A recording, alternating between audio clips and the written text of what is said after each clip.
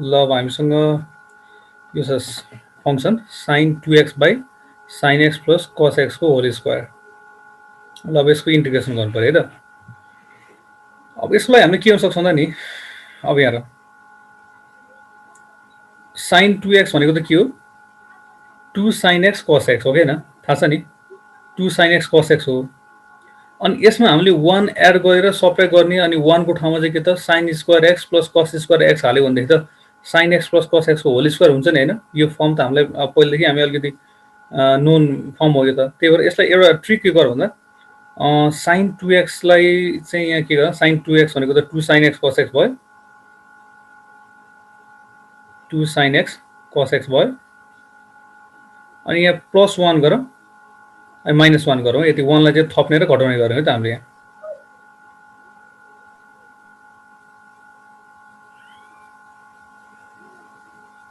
यहाँ चाहिँ हामीले 1 लाई एड गर्यो र घटायौँ dx। अनि एउटा कुरा के भन्दा, ल म भन्छु यहाँ एउटा स्टेपमा लम्बाउन चाहिन, 1 को ठाउँमा कति राख्ने रे, अब 1 भनेको त sin square x plus cos square x राख्न मिल्यो र हैन। 1 को ठाउँमा त sin square x plus cos square x राख्न मिल्यो। अनि अब के भयो हेर त, यो कम्पेयर गर त, यो sin square x plus 2 sin x cos x plus cos square x भनेको त के भयो, sin x plus cos x को होल स्क्वायर भयो नि हैन। हो भने त्यही युज गर्न खासमा मैले गरेको। भनेपछि यहाँ के भयो त, sin square x plus 2 sin x cos x plus cos square x भनेको त के भयो, a square plus 2ab plus b square भएको हुनाले यो भनेको त a plus b whole square भन्नाले sin x plus cos x को होल स्क्वायर भइदियो। अनि हामीसँग के छ, -1 बाँकी छ अब हेर है, -1 बाँकी छ। अनि डिनोमिनेटरमा चाहिँ के छ त हाम्रो sin x plus cos x को होल स्क्वायर छ dx। ल ठीक छ हैन, यहाँ हामीले यति गरेको।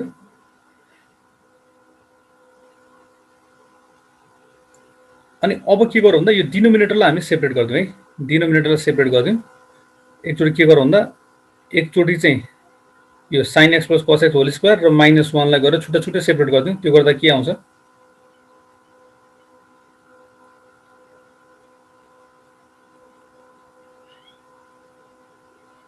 sin x plus cos x whole square by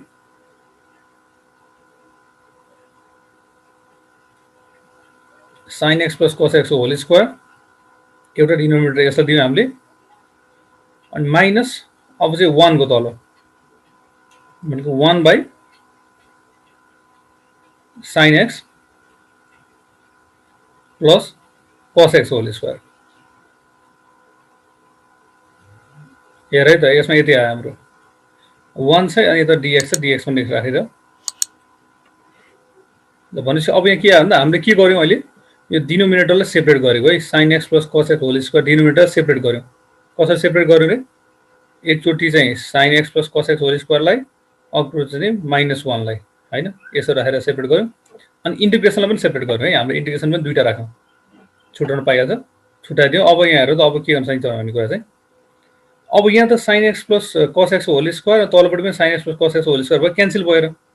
भनेपछि त यहाँ के भयो, इन्टिग्रेसन अफ dx मात्रै भयो हैन। अब यतापट्टि यहाँ यता के छ भन्दा sin x plus cos x whole square 1 by sin x plus cos x whole square छ हेर है। अब मैले खास यो क्वेसन गर्दैको किन भन्दा नि, सेम यही क्वेसन हेर त, तिम्रो त्यो बुकमा हेर सी नै बनाउँछ यो, सरी सी भन्दा कति रे बुकमा कति नम्बर छन्दा यो 2 नम्बर 2 नम्बर बनाउँछ हो, यही क्वेसन 2 नम्बर आउँछ हेर है। यही नै इन्टिग्रेसन के त 1 by sin x plus cos x whole square, यसलाई इन्टिग्रेट गर भनेर यो सेम यही नै क्वेसन 2 नम्बरमा छ। अब त्यही क्वेसन हामीले यहाँ गरेपछि त 2 नम्बर गरे जस्तो पनि भयो नि त है, त्यही भएर मैले गर्दै। अब यसलाई चाहिँ कसरी गर्ने भन्ने कुरा भयो त, यतापट्टिलाई यसलाई के भन्दा यहाँ तलपट्टि sin x र cos x होल स्क्वायरको फर्ममा छ। त्यही भएर हिजो मैले भनिहाल्थेँ मलाई, यसलाई के गर भन्दा तलमाथि नै तिमीले के गर, sec स्क्वायर x ले मल्टिप्लाई गर है, तलमाथि sec स्क्वायर x ले, माथि पनि sec स्क्वायर x, अनि तलपट्टि पनि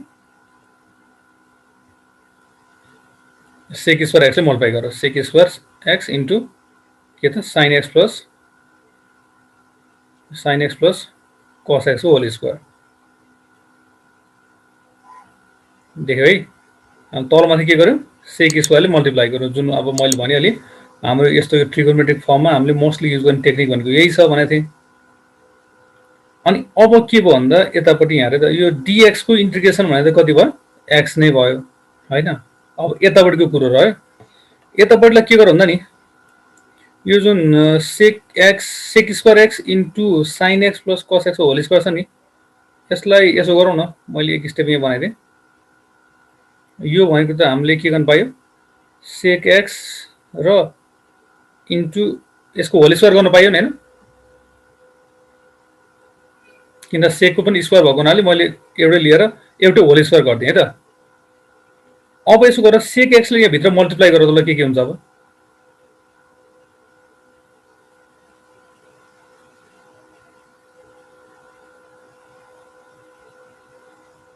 sec x ले भित्र मल्टिप्लाई, sec x भनेको त 1 by cos x हो नि हैन। 1 by cos x ले sin x लाई मल्टिप्लाई गर्दा कति भयो tan x भयो। अनि sec x भने 1 by cos x ले cos x लाई मल्टिप्लाई गर्दा कति भयो 1 भयो र यसको होल स्क्वायर भयो है त। यसरी यो sec x ले चाहिँ भित्र मल्टिप्लाई गरेको है, एकचोटी sin x लाई मल्टिप्लाई गर्यो, अर्कोचोटि cos x लाई मल्टिप्लाई गर्यो, त्यो गर्दाखेरिमा tan x प्लस 1 को होल स्क्वायर भइदियो। ल अब यहाँ हेरौँ है त, अब चाहिँ के गर्ने भन्दा अब यो तलपट्टि डिनोमिनेटरमा के छ हाम्रो tan x प्लस 1 छ भनेपछि यसको डेरिभेटिभ त ठ्याक्कै माथि आइसक्यो हैन, sec स्क्वायर x आयो कि आएन भनेपछि त अब सब्स्टिट्युसन मेथड लाउन सक्छौँ नि हामीले। त्यही भएर यहाँ के गर्नु भन्दा लेट u अथवा y जे सपोज गर्दा नि भयो हैन। ल मैले tan x प्लस 1 लाई नै सपोज गर्दियो, let tan x plus 1 equal to यसलाई के सपोज गर्नु, ल u नै सपोज गर्दियो, ल u सपोज गर्यो भनेदेखि अब डेरिभेटिभ ल्याउँदा बोथ साइडमा के हुन्छ, यो भनेको त sec स्क्वायर x हुन्छ होला, tan x को डेरिभेटिभ हैन, अनि 1 को डेरिभेटिभ त 0 भइहाल्यो, लेख्नु पर्दैन, इक्वल टु यतापट्टि के त बोथ साइडमा डेरिभेटिभ लेख्यो भने du by dx भयो है। भनेपछि अब यहाँ के आयो हेर्दा sec स्क्वायर x dx भनेको कति रहेछ du रहेछ हैन। यो dx लाई यता लगेर मल्टिप्लाई गर्ने बेलामा sec स्क्वायर x dx भनेको त हाम्रो du आइयो। ल अब हेरौँ है त, हाम्रो माथिको इन्टिग्रल कुन फर्ममा आइदियो भन्दा यहाँबाट x चाहिँ यताबाट x भयो माइनस अनि इन्टिग्रेसन अफ अब sec स्क्वायर x dx भनेको कति रे, यो भनेको du भयो, du बाई तलपट्टि tan x प्लस 1 को होल स्क्वायर छ, यो भनेको त u स्क्वायर भयो हैन, du बाई u स्क्वायर भयो। ल अब यसको इन्टिग्रेसन निकाल्न त के गाह्रो भयो र u स्क्वायर को हैन, यसलाई त पावर रुल लगाउँदा भइहाल्यो। इन्टिग्रेसनको पावर रुल लाउँछ भनेदेखि u स्क्वायर भनेको त कति हो u को पावर -2 हो हैन, 1 by u स्क्वायर भनेको त u को पावर -2 हो। अब इन्टिग्रेसन गर्दा के हुन्छ, पावर रुल लाउनु भनेदेखि प्लस 1 गर्नु पर्यो, तलबाट पनि -2 प्लस 1 गर्नु पर्यो।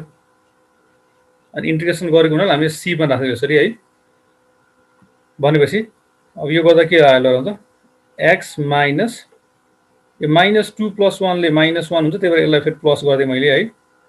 अनि u को पावरमा -1 हुन्छ हेर, u को पावरमा -1 भनेको त 1 by u लेख्दा भयो नि, प्लस c भन्नाले यो कति भयो x प्लस 1 by u छ हेर, 1 by u हामीले u भनेको केलाई सपोज गरेको u भनेको हामीले केलाई सपोज गरेको थियौं tan x लाई, भनेपछि भनेको 1 by u भनेपछि हाम्रो 1 by tan x भयो, 1 by tan x plus c भयो नि त। tan x plus 1 पनि छ सर। ए सरी हैन, u भनेको हामीले tan x plus 1 हो, tan x मात्र हैन हेर त्यहाँ, u भनेको त tan x plus 1 लाई सपोज गरेको छ नि त, त्यही भएर यो भनेको त के भयो 1 by tan x plus 1 है, यो राख।